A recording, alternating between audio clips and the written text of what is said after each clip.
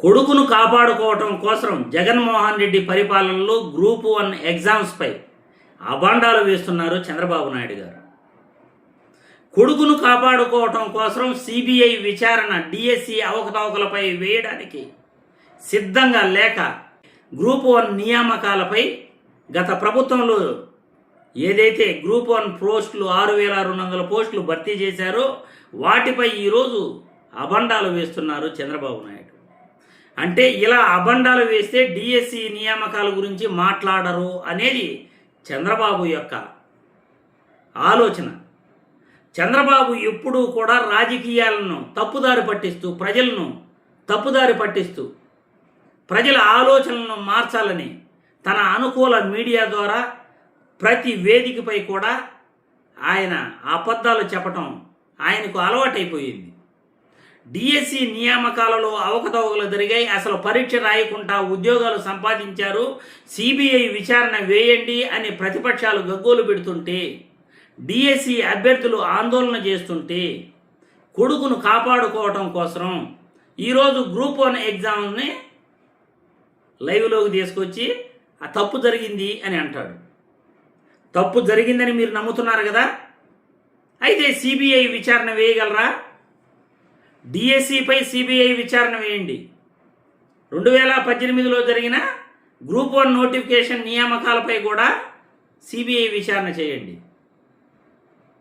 అప్పుడు దొంగలెవరో తెలుస్తారు, దొరలెవరో తెలుస్తారు. కోవిడ్ కారణంగా సీసీటీవీల పర్యవేక్షణలో హైకోర్టు ఆదేశాలతో డిజిటల్ మూల్యాంకన చేస్తే దాన్ని తప్పులు పడుతున్నారు. అంటే హైకోర్టు కూడా తప్పు పట్టినటువంటి హైకోర్టు సిట్ పర్యవేక్షణలో డిజిటల్ మూల్యాంకనం జరిగితే వాటిని కూడా తప్పుపట్టే పరిస్థితులు ఈరోజు చంద్రబాబు నాయుడు ప్రభుత్వం ఆరోపణలు చేస్తుంది. అంటే తమ కొడుకును కాపాడుకోవడం కోసం వ్యవస్థలను కూడా వీళ్ళు భ్రష్టు పట్టించేస్తారు. ఆ రోజు ఆన్లైన్ ఎగ్జామ్స్ జరిగాయి జగన్మోహన్ రెడ్డి పరిపాలనలో.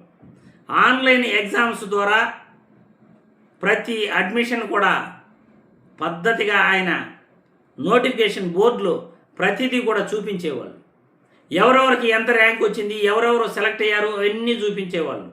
అదేవిధంగా ఏపీపీఎస్సి బోర్డు ద్వారా సచివాలయ ఉద్యోగాలు 1,36,000 ఉద్యోగాలు భర్తీ చేయటం జరిగింది.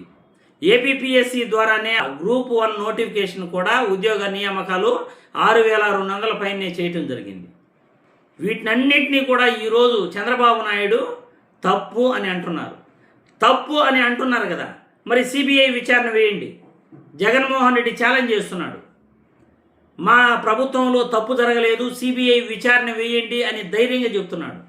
మరి మీరు కూడా మీ కొడుకు తప్పు చేయలేదని, విద్యాశాఖలో తప్పు జరగలేదని, డిఎస్సి నియామకాలలో అవకతవకలు జరగలేదని సిబిఐ విచారణకు మీరు రెడీనా?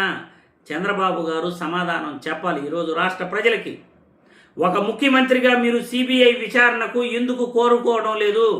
మీరు తప్పు చేయకుండా ఉంటే సిబిఐ విచారణ వేయండి అయ్యా, మేము తప్పు చేయలేదు అని ధైర్యంగా మీరు ఎందుకు చెప్పట్లేదు?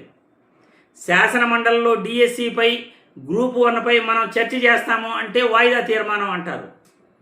జగన్మోహన్ రెడ్డికి అసెంబ్లీకి రాడు కాబట్టి అక్కడ ఛాలెంజ్లు చేస్తారు జగన్మోహన్ రెడ్డి అసెంబ్లీకి రావాలని. అంటే శాసన మండలి ద్వారా ప్రజలకి చర్చ చేస్తే తెలియదా?